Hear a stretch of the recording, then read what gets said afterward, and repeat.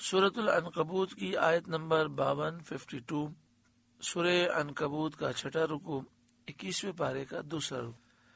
اللہ رب العالمین نے ارشاد فرمایا، قل اے محبوب آپ فرمائیے، کفا باللہ بینی و بینکم شہیدا، اللہ کافی ہے میرے اور تمہارے درمیان گواہ، میرے صدق رسالت اور تمہاری تکذیب کا، معجزات سے میری تائید فرما کر، یعنی میں سچا رسول ہوں اور تم نے مجھے جھٹلا دیا، اس پر اللہ گواہ کافی ہے جس نے معجزات نازل فرما کر میری تائید فرمائی۔ یعلم ما فی السماوات والارض، جانتا ہے جو کچھ آسمانوں زمین میں ہے، والذین آمنوا بالباطل، اور وہ جو باطل پر یقین لائے، وکفروا باللہ، اور اللہ کے منکر ہوئے، اولئک هم الخاسرون، وہی گھاٹے میں ہیں، نقصان اٹھانے والے ہیں۔ وَيَسْتَعْجِلُونَكَ بِالْعَذَابِ، اور آپ سے عذاب کی جلدی کرتے ہیں۔ یہ آیت نضر بن حارث کافر کے بارے میں نازل ہوئی، جس نے سید عالم صلی اللہ علیہ وآلہ وسلم سے کہا تھا کہ ہمارے اوپر آسمان سے پتھروں کی بارش کرائیے۔ وَيَسْتَعْجِلُونَكَ بِالْعَذَابِ، اور آپ سے عذاب کی جلدی کرتے ہیں۔ وَلَوْلَا أَجَلٌ مُّسَمًّى، اور اگر ایک ٹھہرائی مدت نہ ہوتی جو اللہ تعالیٰ نے معین کی ہے، اور اس مدت تک عذاب کا مؤخر فرمانا مقتضائے حکمت ہے، یعنی اللہ تعالیٰ کی حکمت، اللہ رب العالمین کی مشیت یہ ہے کہ اللہ تعالیٰ نے عذاب کو مؤخر فرمایا، اور یہ حکمت کے عین مطابق ہے۔ تو اللہ تعالیٰ نے ایک مدت مقرر فرمائی عذاب کی، ان لوگوں کے ہلاک ہونے کی۔ وَلَوْلَا أَجَلٌ مُّسَمًّى، اگر ایک ٹھہرائی مدت نہ ہوتی، لَجَاءَهُمُ الْعَذَابُ، تو ضرور ان پر عذاب آ جاتا، اور تاخیر نہ ہوتی۔ وَلَيَأْتِيَنَّهُمْ بَغْتَةً وَهُمْ لَا يَشْعُرُونَ، اور ضرور ان پر اچانک آئے گا جب وہ بے خبر ہوں گے۔ يَسْتَعْجِلُونَكَ بِالْعَذَابِ، آپ سے عذاب کی جلدی مچاتے ہیں۔ وَإِنَّ جَهَنَّمَ لَمُحِيطَةٌ بِالْكَافِرِينَ، اور بے شک جہنم گھیرے ہوئے ہے کافروں کو، اس میں ان میں کا کوئی بھی نہ بچے گا، ضرور سارے کافر جن کا خاتمہ کفر پر ہوگا جہنم میں جائیں گے۔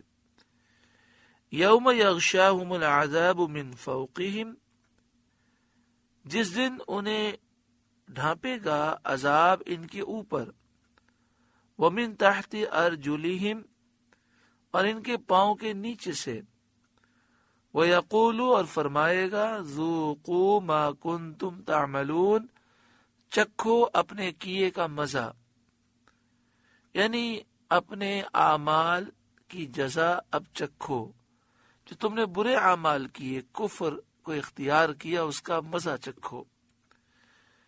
یا عبادی الذین آمنوا، اے میرے بندو جو ایمان لائے، ان ارضی واسعۃ، بے شک میری زمین وسیع ہے، فَإِيَّايَ فَاعْبُدُونَ، تو میری ہی بندگی کرو، میری ہی عبادت کرو، جس زمین میں باسہولت عبادت کر سکو۔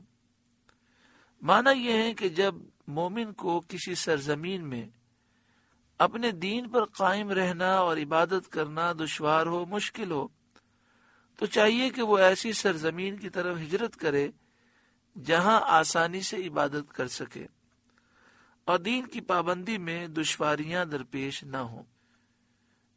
یہ آیت ضعفائے مسلمین جو مکہ شریف میں رہتے تھے، کمزور مسلمان، ان کے حق میں نازل ہوئی، جنہیں وہاں رہ کر اسلام کے اظہار میں خطرے اور تکلیفیں تھیں اور نہایت تنگی میں تھے، انہیں فرما دیا گیا کہ میری بندگی تو ضرور ہے، میری عبادت کرنا تو ضروری ہے، یہاں رہ کر نہ کر سکو تو مدینہ شریف کی طرف ہجرت کر جاؤ، وہ وسیع ہے، وہاں امن ہے۔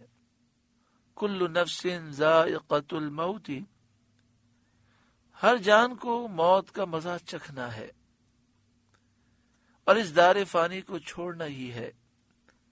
ثم الینا ترجعون، پھر ہماری طرف پھرو گے، ہماری طرف لوٹائے جاؤ گے، ثواب اور عذاب اور جزائے اعمال کے لیے۔ تو لازم ہے کہ ہمارے دین پر قائم رہو اور اپنے دین کی حفاظت کے لیے ہجرت کرو۔ والذین آمنوا وعملوا الصالحات، اور بے شک جو ایمان لائے اور اچھے کام کیے، لنبوئنہم من الجنت غرفا، ضرور ہم انہیں جنت کے بالا خانوں پر جگہ دیں گے۔ جنت میں عالیشان اونچے اونچے محلات دیں گے، تجری من تحتها الانہار، جن کے نیچے نہریں بہتی ہوں گی، خالدین فیہا، ہمیشہ ان میں رہیں گے۔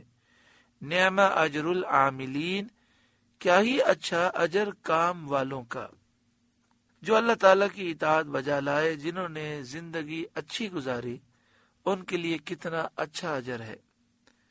الذین صبروا، وہ جنہوں نے صبر کیا، سختیوں پر صبر کیا اور کسی شدت میں تکلیف میں اپنے دین کو نہ چھوڑا، مشرکین کی ایذا صحیح تکلیفیں برداشت کی، ہجرت اختیار کر کے دین کی خاطر وطن کو چھوڑنا گوارا کیا۔ وعلی ربہم یتوکلون، اور اپنے رب ہی پر بھروسہ رکھتے ہیں، تمام امور میں، تمام کاموں میں اللہ ہی پر وہ بھروسہ رکھتے ہیں۔ وَكَأَيٍّ مِّن دَابَّةٍ لَا تَحْمِلُ رِزْقَهَا، اور زمین پر کتنے ہی چلنے والے ہیں کہ اپنی روزی ساتھ نہیں رکھتے۔ مکہ مکرمہ میں مومنین کو مشرکین دن رات طرح طرح کی ایذائیں دیتے رہتے تھے۔ سید عالم صلی اللہ علیہ وآلہ وسلم نے ان سے مدینہ طیبہ کی طرف ہجرت کرنے کو فرمایا، تو ان میں سے بعض نے کہا کہ ہم مدینہ شریف کو کیسے چلے جائیں، نہ وہاں ہمارا گھر نہ مال، کون ہمیں کھلائے گا، کون پلائے گا۔ اس پر یہ آیت کریمہ نازل ہوئی اور فرمایا گیا کہ بہت سے جاندار ایسے ہیں جو اپنی روزی ساتھ نہیں رکھتے، روزی ساتھ رکھنے کی انہیں قوت بھی نہیں، اور نہ وہ اگلے دن کے لیے کوئی ذخیرہ جمع کرتے ہیں، جیسے کہ جانور، بہائم ہیں، طیور ہیں، پرندے ہیں۔ وَكَأَيٍّ مِّن دَابَّةٍ لَا تَحْمِلُ رِزْقَهَا، اور زمین پر کتنے ہی چلنے والے ہیں کہ اپنی روزی ساتھ نہیں رکھتے۔ اللہ یرزقها وإیاکم، اللہ روزی دیتا ہے انہیں اور تمہیں، تو جہاں ہوگے وہیں روزی دے گا۔ تو یہ کیا پوچھنا کہ ہمیں کون کھلائے گا، کون پلائے گا؟ ساری مخلوق کا اللہ رزاق ہے، ضعیف، کمزور، قوی، طاقتور، مقیم، مسافر، سب کو وہی روزی دیتا ہے۔ وَهُوَ السَّمِيعُ الْعَلِيمُ، اور وہی سنتا جانتا ہے، سننے والا، علم والا ہے۔ تمہارے اقوال اور تمہارے دل کی باتوں کو وہ جانتا ہے، تمہاری باتوں کو سنتا ہے۔